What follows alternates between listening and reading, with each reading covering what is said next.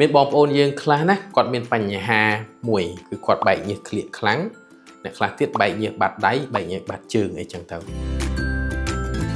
ពេលនៅក្នុងបន្ទប់ម៉ាស៊ីនត្រជាក់ក៏គាត់បែកញើសបាត់ដៃបាត់ជើងហើយនឹងក្លៀករបស់គាត់ដែរហើយវាអាចប៉ះពាល់ដល់ការងាររបស់គាត់បើសិនជាគាត់ជាគ្រូពេទ្យផងគាត់ប៉ះពាល់ខ្លាំងហ្មងគាត់អាចពាក់ស្រោមដៃរបស់គាត់កើតអ្នកខ្លះទៀតអាចធ្វើឲ្យគាត់កើតផ្សិតនៅបាតជើងរបស់គាត់ឬក៏ម្រាមជើងរបស់គាត់ដោយសារតែញើសខ្លាំងពេកអញ្ចឹងសួរថាហេតុអីបានជាមានបញ្ហានឹងកើតឡើងវាជាប្រតិកម្មរាងកាយរបស់យើងតាក់ទងជាមួយនឹង stress បាទពីព្រោះខ្លួនយើងមានប្រព័ន្ធសរសៃប្រសាទពីរប្រភេទដែលគ្រប់គ្រងទៅលើក្រពេញទាំងអស់ហ្នឹងដែលវាធ្វើការអូតូម៉ាទិកបាទនេះហើយយើងអាចបញ្ជាវាបានទេហើយវាតែងតែឆ្លើយតបជាមួយនឹងអារម្មណ៍របស់យើងឆ្លើយតបជាមួយនឹង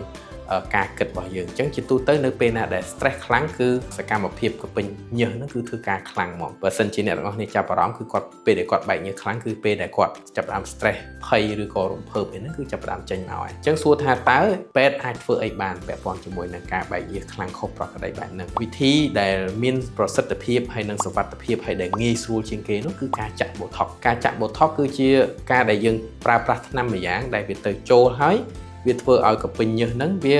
កាត់បន្ថយការឆ្លើយតបជាមួយនឹងការភ្ញួចរបស់សរសៃប្រសាទដែលធ្វើការលើសប្រក្រតីនឹងឯងអញ្ចឹងនៅពេលដែលយើងចាក់ហើយក្លៀករបស់គាត់គឺទោះបីជាគាត់ stress ទោះបីជាគាត់ភ័យក៏មិនបែកញើសខ្លាំងដូចពីមុនដែរបាទអរគុណច្រើន